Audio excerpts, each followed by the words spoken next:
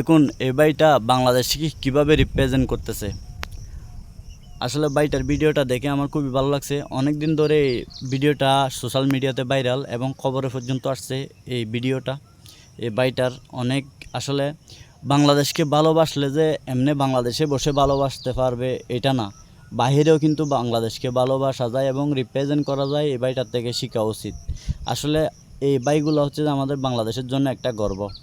ওইখানে অন্য 10 জনের মতো এই কিন্তু বাঙালি একজন হয়ে যে ইংলিশে কীভাবে গানের সাথে সাথে বাঘের ছবিটা এবং বাংলাদেশের সবুজ পতাকাটা দেখাইতেছে, এটা দেখে আসলে বুকটা ভরে গেছে।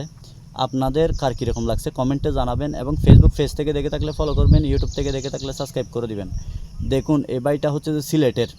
এই বাইটার সিলেট থেকে বাহিরে গিয়ে অনেক স্ট্রাগল করে আজকে এই পর্যন্ত আসছে। আসলে কষ্ট করলে মানুষের হার মানতে হয় না। সাফল্য একদিন আপনার করা লাড়া দিবে ঘরের দরজার। তো এরকম কষ্ট করে যান, একদিন এই বাইটার মতো সফল হতে পারবেন।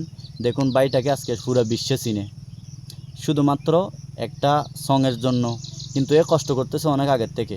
এখন সবাই চিনতেছে কী জন্য, বাংলাদেশকে রিপ্রেজেন্ট করছে, বাংলাদেশের কারণে সবাই চিনতেছে। এই ফুটবল খেলাকে জড়িয়ে করে সবাই চিনতেছে এখন। আপনাদের কার কীরকম লাগছে ভিডিওটা কমেন্টে জানাবেন এবং শেয়ার করে অন্যকে দেখার সুযোগ করে দিবেন। ভালো থাকবেন, সুস্থ থাকবেন, দোয়া করবেন। আল্লাহ হাফেজ।